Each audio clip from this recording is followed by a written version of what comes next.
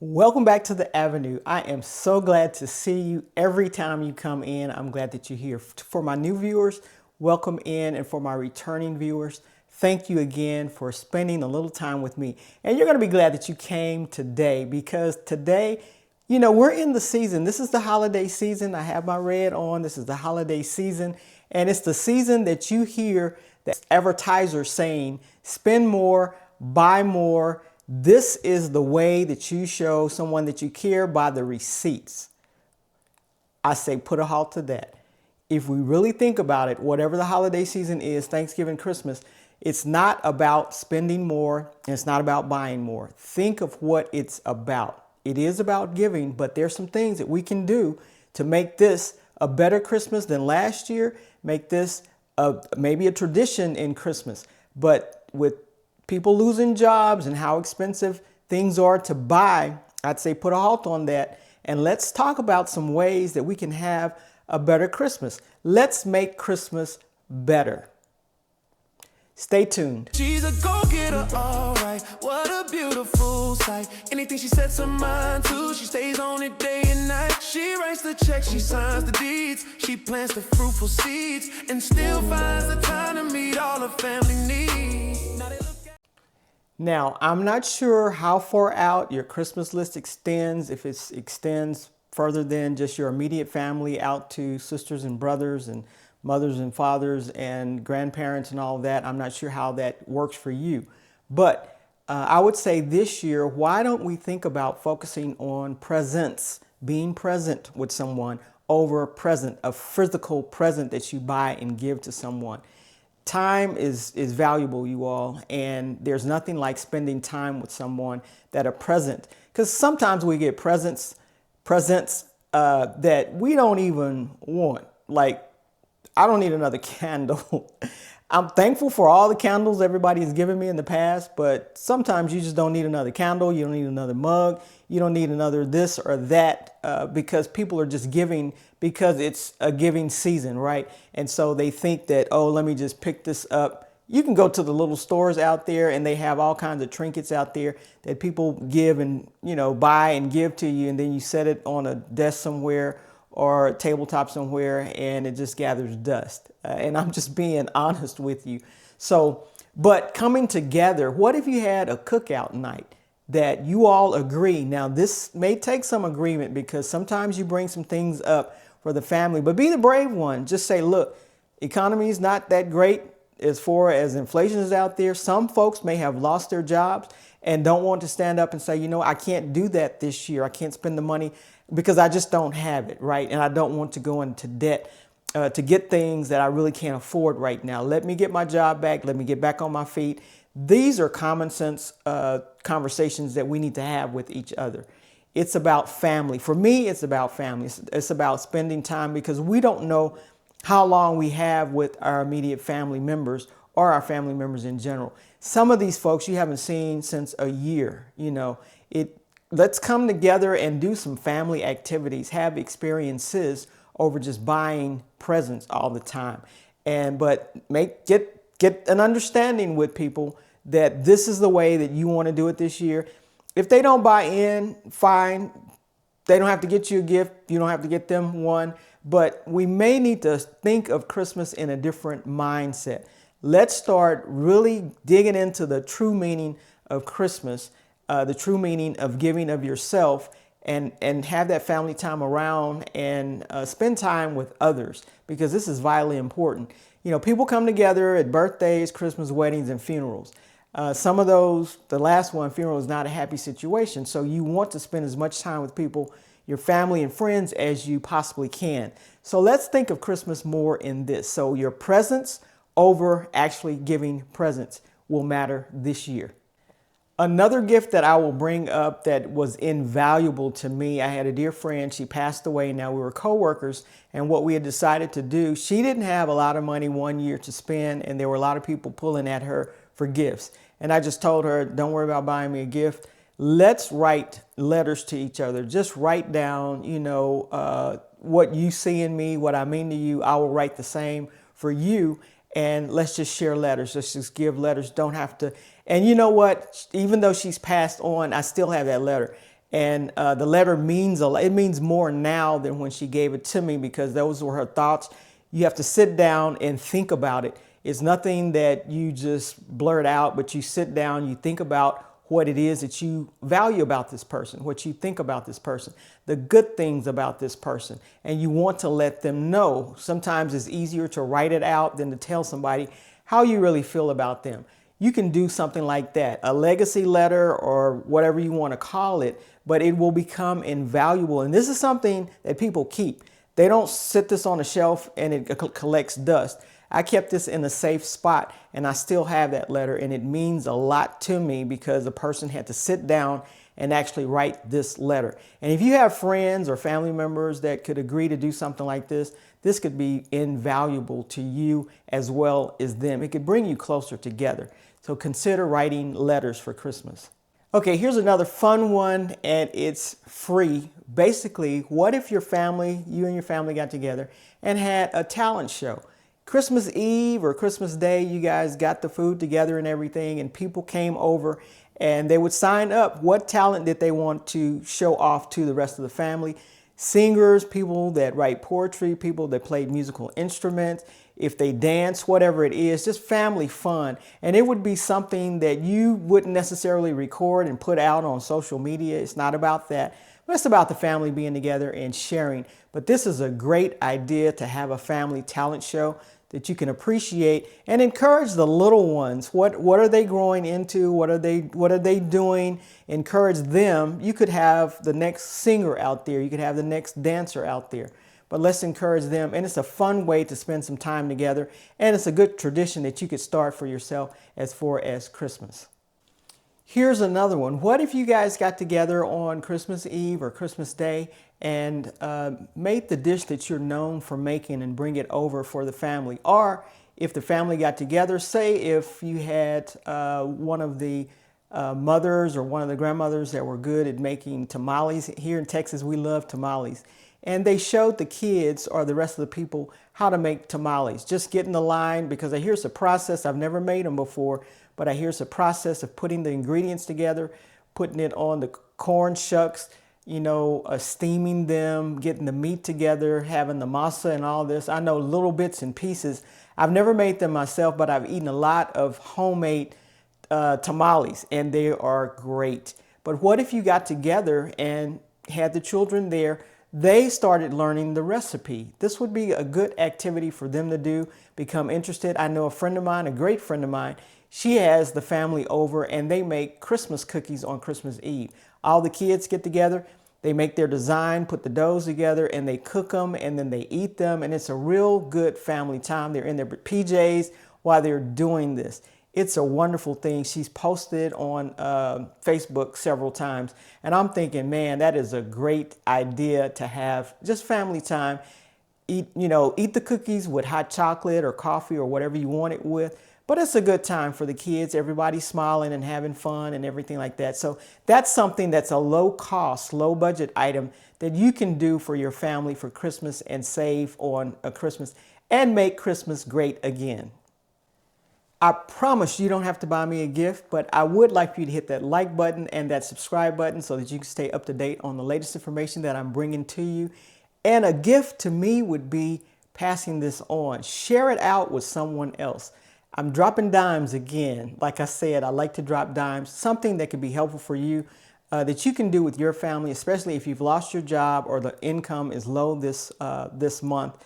That's a great thing to do. Grab onto some of these ideas. Make it a family tradition, but do what you need to do and make this season festival and make Christmas great again. Now, if you just have to spend money on Christmas, I would say, like, if the agreement is, you know what, we want to spend money on Christmas and you want to be a part of that. If you don't want to be a part of that, you still don't have to. But if your family decides we're going to spend money on Christmas, make it a limit. Maybe it's a $25, $50 limit, and you have to be creative with what you get those people, whoever you're going to buy for. If you're pulling names or something like that, that's another way that you can kind of budget for Christmas, that you don't get everybody a gift. You only get the name that you pulled a gift, and make it a limit that we're only spending this amount. You know, sometimes at work when we used to do that, we would pull names and we would spend only a certain amount and you couldn't spend over that. So you become creative or do the things you need to do, find out what the person likes, what they don't like, and buy a gift like that if you just have to spend money. But this is a good way of not going over budget, especially if you do not have a list already that you're working with, that you know that there is a limit to how much you want to spend on each of those people on the list. I know kids like to get gifts and stuff like that, but you can start training them about the value of giving, because I'm of the opinion too that if you're giving gifts, if you're getting gifts, you need to be giving something away to someone else that's less fortunate than you are. So just keep that all in mind if you decide to give gifts, but put a limit on it and save yourself some money. Now, the one thing that I really love that we used to do when I was on my 9 to 5, instead of giving each person a gift or us exchanging gifts at work, we just have a day that we just bring some snacks in and we'd eat. But we also had an impact project where we would gather up either clothes, toys, or something and find a family in need. And there are all kinds of organizations out there that have legitimate families in need. Even take a Christmas tree. I remember one Christmas we took a Christmas tree over. They didn't have anything. We took decorations over. We did the Christmas tree, we did the decorations, and then we started bringing the gifts in. And the kids were so excited. We knew their sizes and we knew the one gift or two gifts that they wanted for Christmas. And it was well within our budget to do. And that's a great way to impact someone else's life.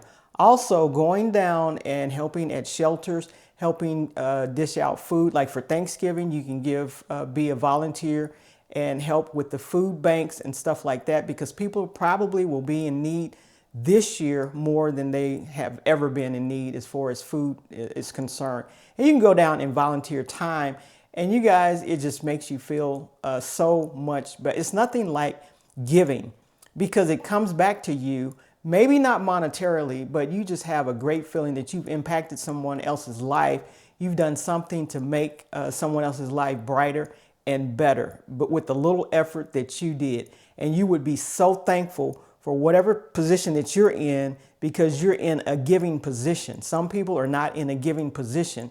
So if you're in a giving position this year, you are blessed, and you are, hopefully you can bless others with that position that you're in. So create an impact project for your family or family and friends, and go down and make someone else's life better this year.